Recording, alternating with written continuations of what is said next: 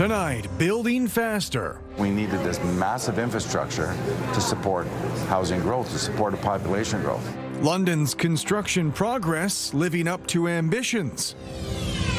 Plus, a pipeline proposal for Ontario. I think it's a great investment. How Alberta crude could end up in Sarnia refineries. And local demand for professional assessment. Sometimes we show up and there's 100 people already lined up. The mobile clinic providing peace of mind.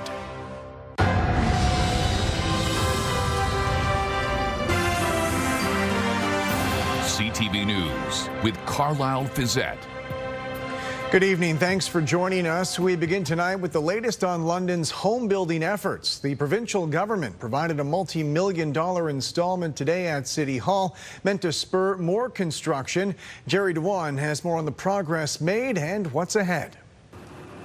They went to the top level of City Hall to announce over $11 million in provincial infrastructure funding after the city met its targets for new housing. One of the things that we have in this province is an insatiable need for housing, and yes, we have a housing crisis. I call it more of an affordability crisis. This is the final payment from the Building Faster Fund, with the province and federal government shifting to a program that will provide $8.8 billion over 10 years in order to reduce development charges. Black says those charges have only fueled the affordability crisis. Where did it come from? Because we needed this massive infrastructure to support housing growth, to support population growth. They become punitive in many cases. Mayor Josh Morgan says the key is to ensure vital new infrastructure can proceed without spiking taxes for long-time ratepayers. We're not going to be collecting as much development charges. The federal and provincial governments are going to backfill those lost development charges so we can continue to build the infrastructure. Mayor Morgan says he understands commuter frustrations over the ongoing bus rapid transit construction happening along Wellington Road. He says what has to be kept in mind is all the work that's going on in the ground is going to benefit the city in the long term. Even if you're not a supporter of BRT, you got to be a supporter of what is over 80% of the cost being the underground end-of-life infrastructure and water and wastewater along that route, and significant upgrades to that and flood protection control measures. There's neighborhoods down there that have been asking for relief on flooded basements for 60 years. Morgan says he's been given assurances developers will pass along development charges savings to new home buyers. Black says the province isn't finished looking for innovative ways to address housing affordability in a cost-effective way, with a pilot program being launched to study municipal service corporations, which can include regional funding strategies for infrastructure projects. Where we can take a look at borrowing money. These are not a new concept. Over decades, not years, decades, to fund the new infrastructure, but as importantly, the aging infrastructure like we're seeing in London. The feds in the province have also agreed to a moratorium on the payment of HST on new homes. Jerry Dewan, CTV News. In Saugeen Shores, municipal councillors are considering a controversial plan to speed up the approval process for new home builds. With more on that conversation, here's Scott Miller. And then do that. Shovels are now officially in the ground for Port Elgin's latest and largest affordable housing project. The scale of the housing affordability issue is large enough that we need to start doing larger projects in order to bite off more of the challenge. So this is a larger project, a 28-unit project. I have just designated this one. Sheila Latham has no qualms about this project, but she is concerned about future housing developments in Port Elgin and Southampton, specifically a proposed plan to speed up housing approvals from 180 days to 75. I'm concerned that the CPPS puts Southampton's heritage buildings and our historic identity in jeopardy. Saugeen Shores is considering implementing a community permit planning system which would speed up approvals. Latham says by eliminating councillor approval for some housing projects in and near the downtown areas of Port Elgin and Southampton. If certain pre-arranged requirements are met, Saugeen Shores planning staff could green light some housing projects without any council sign-off, she says. Why is Saugeen Shores targeting the most important heritage areas of Port Elgin and Southampton for intensification without giving staff the information they need to make good decisions. Latham says only 12 of 444 Ontario municipalities have implemented a community permit planning system for new housing developments. She doesn't want Saugeen Shores to make it 13. I know that many people in the community are concerned, and they believe that this should be an election issue. Now, Saugeen Shores is one of the fastest growing communities in all of Ontario, adding more than 5,000 residents over the past decade. Saugeen Shores Council is expected to vote on whether to implement a community permit planning system at their July 13th meeting. The CPPS, has become a bit of a controversial issue in the community, and that's fair enough. And we're listening to the public, and we will ultimately follow what the public wants to see us do. But the public should count on us looking at every possible opportunity to find out ways to build more housing in this town. We'll explore it all, and some things like this project are going to go forward, but we're just not going to leave any stone unturned. In Port Elgin, Scott Miller, CTV News. A plan will be announced later this week preventing the eviction of formerly homeless Londoners when the House of Hope closes. House of Hope officials recently announced they will close in November, eliminating 48 supportive housing spaces for people who had been living on the street. At the time, $1.4 million in health ministry funding had expired, and neither City Hall nor the provincial government would extend additional dollars to keep the doors open. Today, Mayor Josh Morgan and MPP Rob Flack confirmed a plan to rehouse current residents is being finalized. The mayor, he has assured me that everyone will have a roof over their head, and I think if you stay tuned later this week, he's going to have an announcement as such in terms of what the long-term plan is. We're not going to let anybody go out on the streets. We're going to find a space for everybody. There's going to be a more detailed plan that comes out later this week in partnership with a number of others. Good evening. We started the day with a fair amount of cloud cover, and that cloud hung around, especially along that northern shoreline of Lake Erie, a little area of low pressure south of the Great Lakes, kicking up a bit of moisture. Midwestern Ontario, here on Perth, Grey Bruce, you had a lovely day today. Temperatures started comfortable this morning, but climbing as we moved through the afternoon, but still nice for this time of year. Temperatures holding into the mid to upper 20s. We do have a bit of a humidex, feeling like the low 30s across most of the region, quite summer-like. This low weakening significantly in the next hour. A little bit of cloud cover towards Haldimand, Norfolk, and Niagara. Other than that, we'll see a nice mix of sun and cloud in the next hour, and temperatures hovering close to 20 degrees by midnight. I'll take you through the forecast. The next opportunity for measurable rainfall will come into the area with a cold front. We'll talk timing on that in just a few minutes. Carlyle? Thank you, Julie. The premiers of Ontario and Alberta have announced plans for a new oil pipeline which would deliver crude oil from the prairies to refineries in Sarnia. As Siobhan Morris reports, it's part of a broader strategy to reduce Canada's reliance on foreign markets.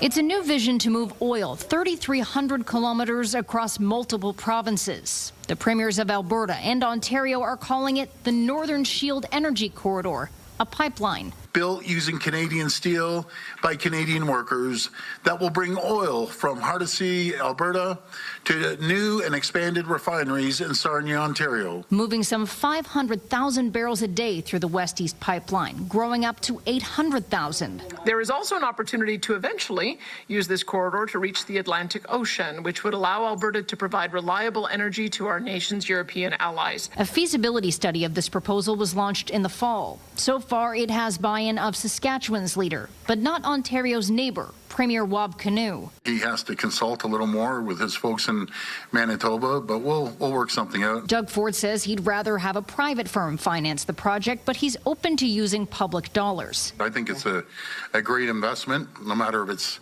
the government that will get a good ROI over a certain period of time. A former oil industry player sees red flags on cost and demand. This pipeline has a very low probability of success. There are so many challenges. Wouldn't put a lot of faith that this is going to happen anytime soon. Ontario says it's already started consultations with Indigenous communities. Its feasibility study will be finished by the end of the year.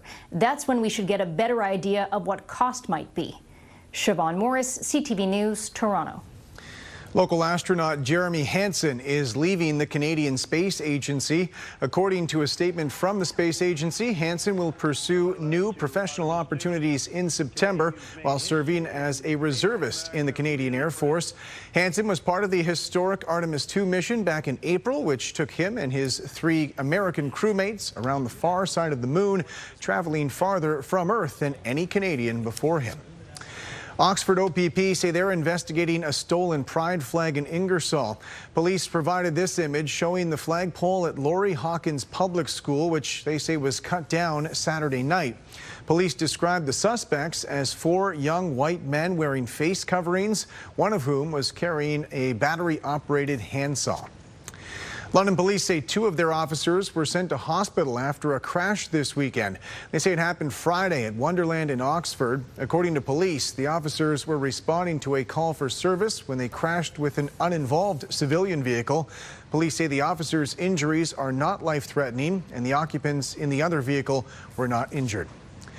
Daily GO train service has resumed in Stratford. Starting today, one train heads east to Union Station in Toronto in the morning with a return trip to Stratford in the afternoon. Metrolinx officials say the service will run year-round, 7 days a week. An opportunity this weekend for Londoners who don't have access to a family doctor to get checked over by a dermatologist. With more on the mobile mole clinic and the demand, here's Sean Irvin. While a line of people waits outside, inside this mobile mole clinic, dermatologist Dr. Denise Wexler examines her first patient of the day. Marg had arrived early at this clinic operated by the charity Melanoma Canada. She has been concerned about a growth near her shoulder.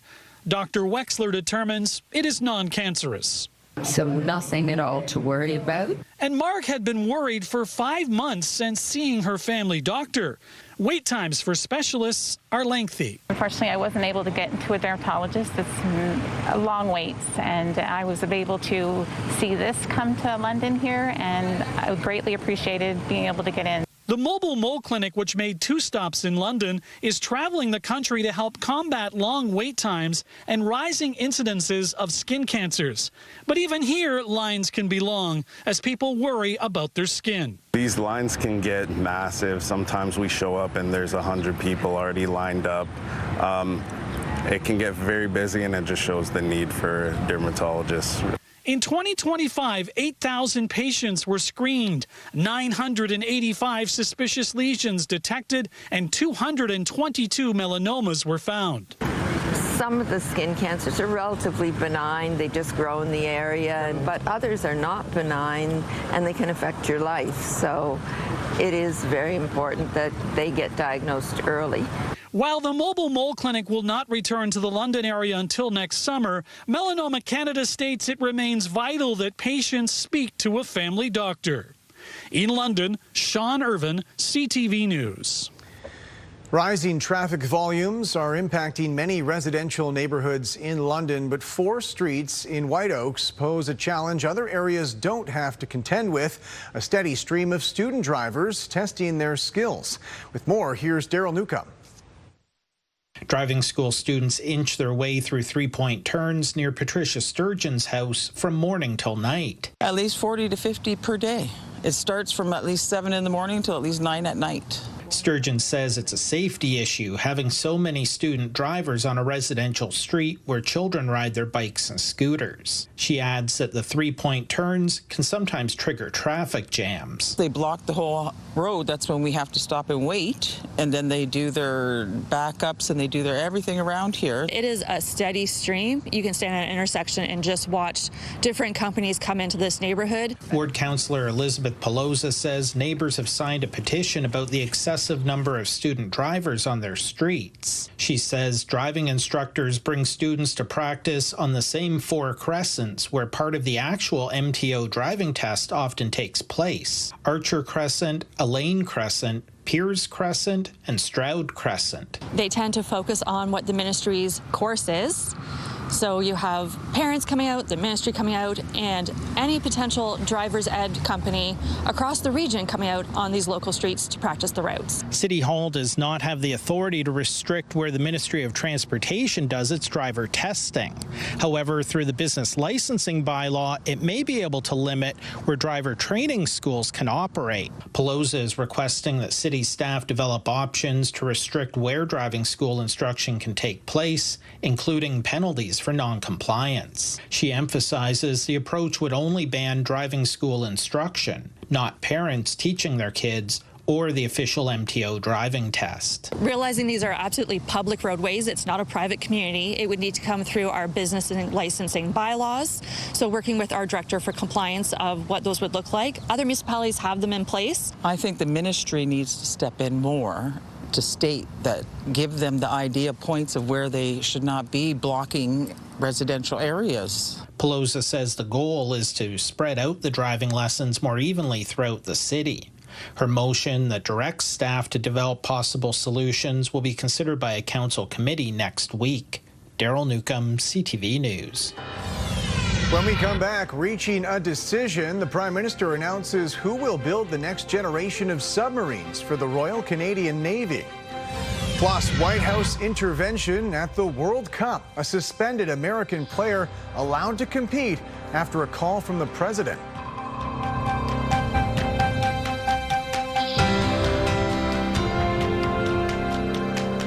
Welcome back. After a months-long competition, the federal government has selected a German company to build Canada's new submarine fleet. It was a bid worth billions of dollars, pledging to create thousands of jobs. With more on the decision, here's Graham Richardson. In the end, Prime Minister Mark Carney made it clear the German bid's connection to NATO may have been the key difference. Canada has selected TKMS as the preferred supplier for Canada's patrol submarine project. This is a massive game changer for the Navy and Canada. Right now, one of Canada's aging 4 subs is operational. The TKMS subs are still years away. Officials say 4 of them will be delivered to Canada by 2034. Carney says the sub purchase has already been factored in to Canada's fiscal outlook. By design, this process will have far and away the greatest economic impact of any defense investment right across Canada.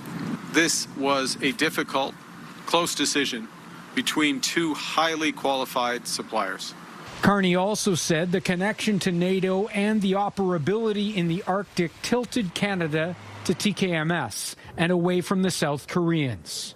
This submarine is proven and capable. It's widely used by our allies. And these subs are said to be very stealthy, the ability to wait and patiently be able to have the surveillance of the area so that if the Russians try to make the breakthrough, they will be surprised by the Canadian presence. Canada shortlisted this project less than a year ago. That's an incredibly fast pace for any country, unheard of in Canada until today. And that is the message Mark Carney will take to Turkey and NATO in the next couple of days. Canada has changed because the world has changed. Graham Richardson, CTV News, Halifax. The latest controversy at the World Cup has a White House connection. An American striker who is supposed to be suspended for the USA's knockout match against Belgium tonight will be allowed to play after the U.S. president got involved. Joy Malbon reports. So, yeah, I did. I spoke to Johnny. President Donald Trump confirming he made that controversial call, asking his friend FIFA's president Gianni Infantino to review the red card suspension of America's hottest player, Fuller and Balogun. Trump called the referee's decision horrible and, quote, a little bit suspect, even calling on reporters to check the referee's past. I asked for a review because I didn't think it was a foul. And, you know, again, I'm good at this stuff. I didn't think it was a foul. I thought it was 2 great athletes that crashed into each other. FIFA's highly unusual reversal overturns the red card suspension, and the Belgians are furious. Their coach thought it was an April Fool's joke. It's a bad decision. Not good for the sport. And Europe's governing soccer body said FIFA had crossed a red line. It is remarkable that the president has entered the conversation. And I think that's the thing. And you'd be very concerned about the slippery slope. King Charles, does he want to weigh in on last night's red card for an English player? So will the appearance of political influence sully the beautiful game? Here's what World Cup fans had to say. It's just the reversal is a little weird and the timing's a little strange. Definitely think that Trump played a trump card. I'd be really annoyed if I was a Belgium fan. It's good for the USA though. And today, FIFA dismissed an appeal by the Belgians, clearing the way for America's star striker to play against Belgium in that big match tonight. Joy Melvin, CTV News, Washington. London-born quarterback Taylor Elgersma made his pro football debut last night, helping the Winnipeg Blue Bombers to a win over Hamilton. Karis Mapp has more on the injury that provided his opportunity. Elgersma with 20 touchdowns in 2024 for the Golden Hawks, and this time gives it off on the end around, heading inside the 15, and it's Pokey Wilson, touchdown! Taylor Elgersma making his professional football debut last night as a Winnipeg Blue Bomber taking on the Hamilton Tiger Cats. The former Laurier Golden Hawk quarterback taking snaps after starter Zach Collaros left the game early with an injury. Taylor jumped into the fray, which is exactly what you're asked to do when you're in that situation as the backup. Elgersma recently returning to Canada after chasing opportunities in the NFL. Playing on the biggest stages of Canadian university football and then getting his opportunity with the Green Bay Packers. I think he's not scared by any situation. The rookie leading the Blue Bombers to a come-from-behind 14-13 win. Being a young guy getting there for the first time, you can kind of expect some certain pressures from the defense, and we did a great job managing that to start when I got in there. I got the opportunity to text with him a little bit after the game, and he was very Taylor-like, already kind of like, thank you, it was a team win. And so just kind of his personality that he's not a guy to put the spotlight on himself ever. And so he's still very much himself through all of this. Elgersma wasn't the only player on the field with ties to Waterloo.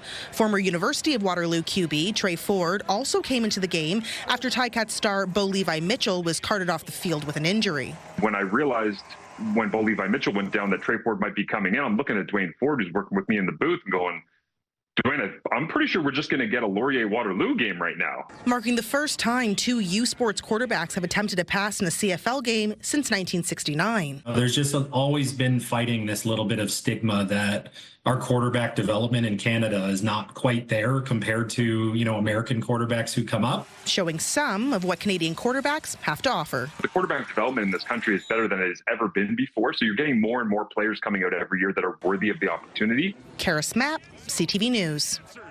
On the desk with Julie now. A beautiful day today here in London, and a shift because we're not talking about those heat warnings that we were talking about pretty much all of last week. Yeah, last week was intense. I mean, it was a real struggle. So many people having to work outdoors, so many things canceled. This week, that's not the case. We started the day right where we should be for this time of year. And as you can see, 27 degrees are high this afternoon at the London airport, hitting 27.5. 26 on the hour. The winds are light out of the east, and the pressure is holding steady. We do have a little bit of rainfall that's just off to the south, but you can see the clear skies in between. So beautiful conditions over the most of the Great Lakes, Huron and Georgian Bay. We have to head all the way to the northwest of Superior to pick up some showers, thunderstorms, and even a tornado warning in the last couple of hours. This is along a front. Right now it's a cold front, but it's actually going to stall out and become stationary. It will impact our forecast, but not until later in the week. So tonight, just partly cloudy conditions. Still a chance for a few showers along that area towards Haldimand, Norfolk, but other than that, the probability will drop in the next hour. And the reason is that low pressure system off to the south is weakening quickly. This is the front I was talking about that's bringing the active weather. It moved through southern Manitoba today with severe thunderstorms and again tornado warnings, and tonight bringing some severe weather to northwestern Ontario. Across the country, some heat continuing in through southern Quebec as we head out to the Maritimes. Not quite as hot as it was last week and much improved across the country. Overnight in London will dip down to 19 degrees. Midwestern Ontario 18 to 19 if you're along that shoreline of Lake Huron, 18 degrees. As we go out 36 hours, just a few clouds tomorrow. Other than that, it'll be a nice day, so a mix of sun and cloud across the region. The next opportunity for rain will come as soon as that front starts to pick up some speed. So you can see it as we head into Wednesday night. Chance for some showers towards the Bruce, but it won't be until Thursday where we see some rainfall or the potential for rain moving into London. All right, over the next 7 days, this is much better. So tomorrow, 29, we're going to be dealing with a bit of humidity through the day. It'll feel like the mid to upper 30s, so it will be hot and humid. 30 degrees as we head into Wednesday, a beautiful day, and then the cloud will come in Wednesday. Likely not until overnight Wednesday. And then a mix of sun and cloud Thursday. Chance for some showers moving in Thursday afternoon. It looks like some rain will arrive. Possibility of some severe weather as well Thursday into early Friday. And that's the cold front crossing. You'll notice the temperature dropping back down to about 26. Mainly sunny on Saturday and 27. Good looking weekend setting up. A mix of sun and cloud. We wait for these summer weekends, and last weekend we had a lot of cloud cover around and some showers. This weekend looks to deliver with some sunshine and some nice conditions with daytime highs between 27 and 28 degrees. Huron and Perth County tomorrow looking good. Chance for an afternoon shower, although that probability not expected to be anything other than a pop-up shower, but I just wanted to let you know we could see an afternoon shower. 28, 29 with lots of sunshine in the forecast on Wednesday. The clouds will start to come in as we head into Wednesday night. It'll be that high cloud, and then Thursday some showers around, especially through the Bruce Peninsula. In the Bruce as well, Wednesday night you could see some showers. I know many people plan all those camping trips up towards Tobermory. We do have some nice weather up there as well as we head through the week. As we roll into the weekend, Saturday mainly sunny, a mix of sun and cloud on Sunday, and daytime highs over the weekend 26, close to 27 degrees. That's a great looking forecast for this time of year, Carlyle. We are out of that intense heat and humidity, although it's still going to be quite humid tomorrow afternoon, but conditions much improved this week in comparison, of course. For sure. All right, Julie, thanks very much. Still to come, filling space in downtown London. The latest numbers on office vacancies starting to fill back up. We have to give a huge shout out to local artist Maddie McKenzie, who won our Rising Star contest. She's going to be opening up for Jordan Davis at Rock the Park next Thursday. And you can check her out by winning tickets to Rock the Park with us at 8:35 tomorrow morning.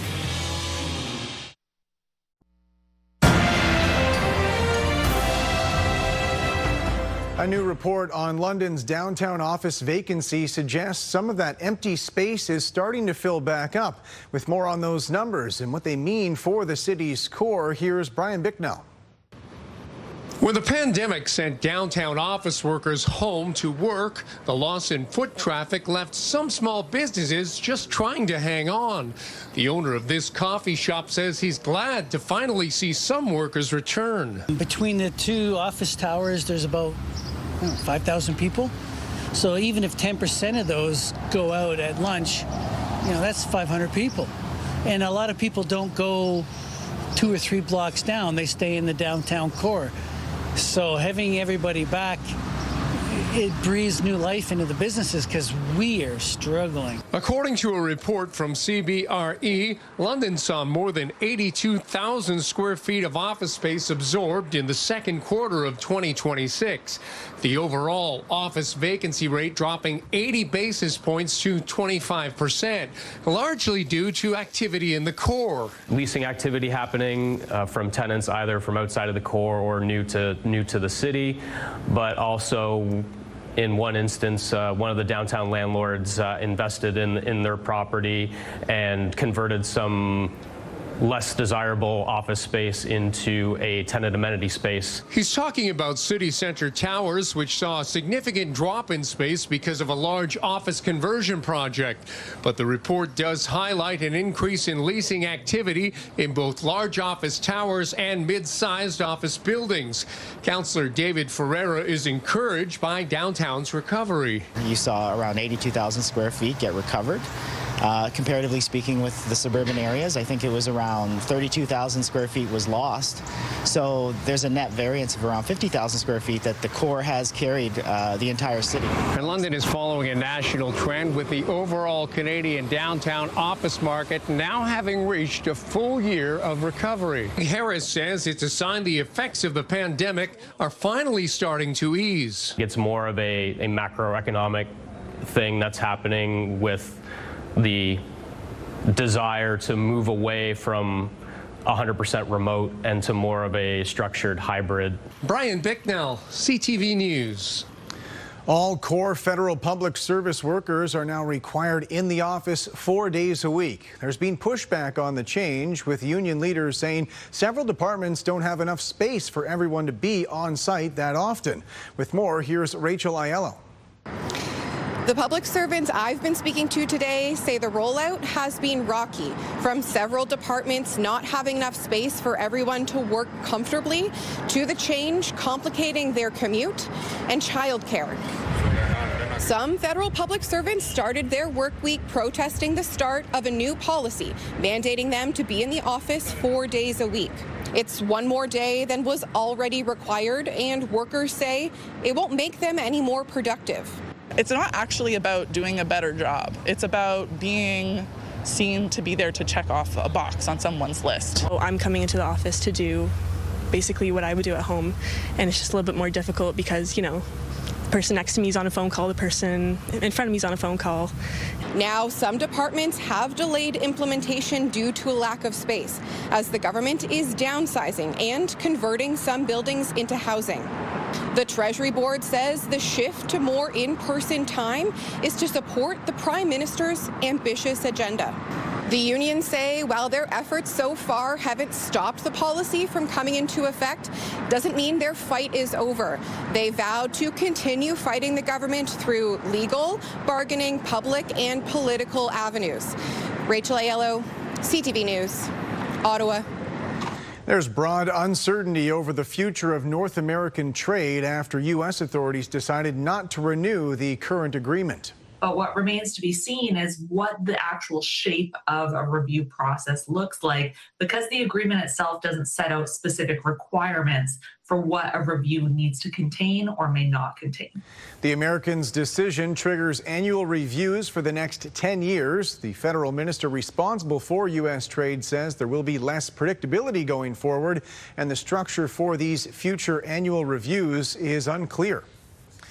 Canada's main stock index was weighed down by losses in the energy and utility sectors. The TSX fell 63 points. In New York, the Dow gained 156. The Nasdaq added 288. The Canadian dollar down almost 1/10 cent today. On commodity markets, gold gained more than $40 an ounce, and oil lost 14 cents a barrel. Later on CTV News, searching for a soldier who never came home. A Canadian family's hope of finding his final resting place. Welcome back. Provincial police say they're investigating a fatal crash from the weekend in southwest Oxford. A motorcycle rider was killed slamming into the side of a pickup truck just north of Tillsonburg. As Brent Lale reports, it happened at an intersection with a reputation. For 27 years, Rick Davis has been the eyes and ears of the intersection of Plank Road and Ostrander Road. This is my first witnessing somebody die on the spot. Rick was on his usual perch Saturday afternoon when he saw a pickup truck towing an RV pull out in front of a motorcycle heading north on Plank Road. And I could actually see his face, like horror, and then I watched both hands on the brakes, and the bike just slid in slow motion.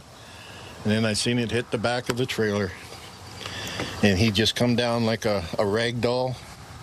And within seconds, bystanders were out there doing CPR on him. Witnesses say the 50-year-old motorcycle driver from Woodstock died instantly.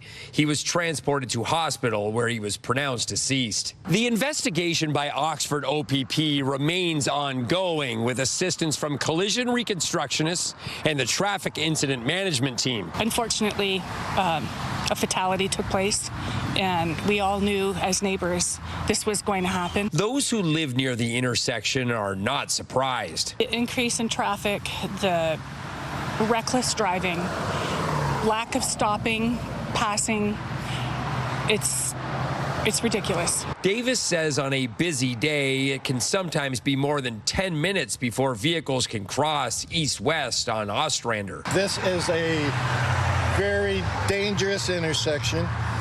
Nobody does 60 kilometers going through here. And a lot of them just do jackrabbit stops because you got to get across there somehow. And it has neighbors asking for increased enforcement and changes to the intersection. Something that makes people stop, not just a stop sign, because that doesn't work. Stoplight, I guess. But then people run stoplights, too. Near Tilsonburg, Brent Lale, CTV News. Elgin County OPP say they arrested one person after an hours-long standoff in West Lorne yesterday. Police had shut down multiple streets after a reported disturbance. They say a man had barricaded himself inside a residence, drawing multiple police units to the scene in response. After nearly 6 hours, police say the man was arrested without further incident. A growing body of research suggests what's on your plate could impact your brain. A new study followed more than 1,800 adults in Sweden over the age of 60 for up to 15 years. Researchers found people who ate a more anti-inflammatory diet were significantly less likely to develop dementia, even in people with early signs of Alzheimer's. An anti-inflammatory diet focuses on fruits, vegetables, whole grains, legumes, and nuts, while limiting ultra-processed foods, sugary drinks, and red meat. Experts say the findings add to the body of evidence showing healthier food choices over time may help lower the risk of dementia and support better brain health as we age. Air Canada officials say they're scaling back service to the U.S. amid high jet fuel costs and lower demand. They say they're halting or delaying 8 transborder routes starting in the fall. 3 routes from Toronto and Montreal to the American Midwest will be canceled for the second winter in a row, while 3 seasonal routes to Florida from Ottawa, Montreal, and Quebec City are on pause until December. 2 previously suspended routes from Montreal and Toronto to JFK Airport in New York won't return this winter. According to Stats Canada data, the number of Canadians returning by air from the U.S. fell nearly 30% between May 2024 and May 2026. Canadian first responders will soon be covered by new protections. The federal government included measures in a recent bail reform bill, making it easier for courts to increase sentences for assaulting a police officer, paramedic, or firefighter. With more on the changes, here's Rachel Aiello. Hold your head nice and still. First responders show up to help on someone's worst day, but they face unique risks and sometimes violence against them once arriving on scene. Many first responders are regularly exposed to violence, threats, aggression, traumas, incidents that's part of their work. So these experiences don't always result in physical injuries, but they have lasting effects psychologically. Though there's now optimism that newly passed changes to the criminal code will help reduce these instances, or at least ensure tougher penalties for perpetrators. Soon, judges will have to consider if a victim of a crime was an on-duty firefighter, paramedic, police officer, or other first responder as an aggravating factor that could increase the sentence. This is a reactive response, unfortunately, but it's certainly an important step that the government has taken. And by prosecutors and judges putting this out in there and utilizing this new legislation, we're hoping that that becomes preventative in the long run. Not only with the public, but also for our members to make sure they're reporting these incidents so that they gain more traction. These changes were stitched into the broader Bill C-14, the Bail and Sentencing Reform Act, which received royal assent when Parliament adjourned for the summer in June. It's a message that violence against first responders will not be tolerated. The new policy comes into effect on July 15th. Advocates say it's a welcome move, but is just one piece of the puzzle when it comes to improving the day-to-day conditions for Canadian emergency workers. When you're attacked at work and you're assaulted, scratches, hit with pipes, shot at, that obviously has a negative impact. So making sure there's supports in place to help with those first responders on an ongoing basis is extremely important. After a recent string of on-the-job police deaths and injuries in his province, Ontario Premier Doug Ford is pushing for a national conversation on the issue when all of Canada's premiers gather later this month in Charlottetown for a Council of the Federation meeting. Rachel Aiello, CTV News, Ottawa. Tomorrow on CTV News, covering the cost of keeping cool. A motion at City Hall aiming to increase funding for air conditioning for vulnerable residents. That's tomorrow on CTV News at 6. Thank you to Luann and Rob Molnar for sending this photograph in. These are their grandchildren in the wheat field. After last week's heat and humidity, feeling a bit more comfortable this week. Still feeling like the mid-30s over the next couple of days, and lots of sunshine as we push toward midweek. Ukrainian authorities say 21 people were killed in Russian attacks earlier today, while dozens more were wounded. According to the Ukrainian Air Force, Russia fired more than 350 drones and 68 missiles overnight, mainly targeting Kyiv. The Ukrainian president says his country has performed well against drones and cruise missiles, but not against ballistic missiles, with 29 of those weapons striking their targets. Today's strike, along with an attack that killed 31 people last week in Kyiv, comes ahead of a NATO summit scheduled for this week. In the Middle East, Hamas officials say they've dissolved their de facto government in Gaza, signaling their willingness to hand over control to a group of Palestinian technocrats. There are widespread shortages of food, water, and shelter in Palestine under the weight of an Israeli military occupation. The promise from Hamas to relinquish control is a key part of the plan for a post-war Gaza. That was laid out by the U.S. president when a ceasefire was announced back in October. Violence has continued, though, while Hamas say they will oversee security and policing in parts of the territory. There's been no comment on these developments from any Israeli officials. Canadian telecom giant Rogers is set to take complete control of Maple Leaf Sports and Entertainment. The company announced a deal to buy the remaining 25% stake from Kilmer Sports, owned by Toronto businessman Larry Tannenbaum, for $4.35 billion. The Maple Leafs, Raptors, Toronto FC, and the CFL's Argonauts are all owned by MLSE, along with minor league hockey and basketball clubs. Rogers also owns the Blue Jays and their stadium. The deal is expected to be approved in the fourth quarter of this year. Canada's World Cup campaign may have ended this weekend, but there's hope this is just the beginning when it comes to the tournament's legacy in this country. Kamil Karamali has more on the ambition and the optimism surrounding the sport's future. Canada, whose World Cup ends less than 24 hours after Canada was knocked out from a historic FIFA World Cup run. These Canadian kids dropping everything to take to the pitch, ready to pick up where the national team left off, inspired, motivated to one day take the men's squad to the next level, something 12-year-old Riley Ross dreams of doing. It would be really good to represent my country.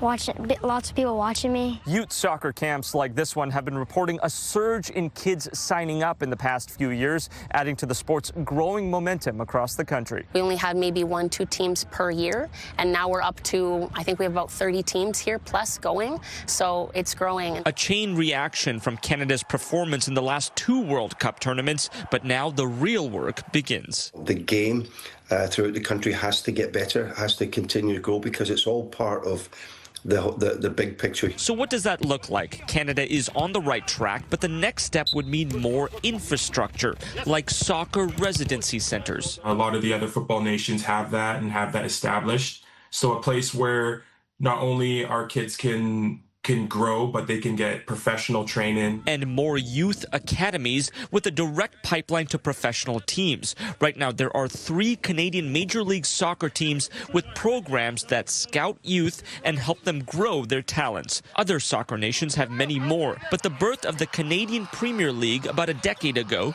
can help with that. Hopefully, he pays close attention to finding an infrastructure that is a pathway that is constantly pushing kids to the next level. Alex. So fear not, football fans. Canada's World Cup run appears to be just the beginning, with the team's future Watching it just made me see how good I need to be. In good hands and great feet. Kamil Karamali, CTV News, Toronto. Welcome back. Finally tonight, a Canadian family in their search for a loved one who vanished during the First World War. As Paul Hollingsworth reports, more than a century later, they may soon get some answers. Alicia Trelford carries numerous artifacts to honor her great-great-uncle, Lieutenant Lionel Tranter, who left his home in Southampton, Ontario in 1914 and signed up when Canada went to war. He was killed in action on June 15th, 1915. The circumstances around Tranter's death are a mystery. He simply disappeared. We know the timeline of everything. Tranter's family has saved the letters he wrote while fighting in the First World War. There are also pictures, enlistment papers, and his death notice. The letters that he wrote home, he was a very passionate, overprotective brother. So it would have been a great loss to that family. Trelford and her family have now turned to Acadia University archaeology professor Aaron Taylor for help. Taylor has previously worked with the U.S. Defense Department finding Americans who went missing in previous wars. There's a map detailing where. Taylor has located the field where Tranter is likely buried in an unmarked grave. It's near Givenchy in northern France. He hopes to lead an on-site search for Tranter later this year. Searching for lost soldiers has become a passion for Taylor and his students. This painting on campus is a powerful tribute to those who died in previous wars. We have over 27,000 missing Canadians from the First and Second World War and the Korean conflict. For each one who is missing, there is a family searching for answers for decades. We know how to do this. We know how to search. Trelford and Taylor have asked the Canadian government to lead the search for anyone who served in war and disappeared. We have made attempts to reach out to various levels of government, and we're not getting any feedback. She hopes to raise money and awareness and end a lot of pain for many families. We have the ability to go and get them and bring them home. Including her great-great-uncle, Lieutenant Lionel Tranter, who died for his country more than 100 years ago, and now his family wants to find him and bring him home. Paul Hollingsworth, CTV News, Wolfville, Nova Scotia. That's it for us. Thanks for watching. For your latest local headlines, you can always head to our website. I'm back tonight with your late news at 11. Bye for now.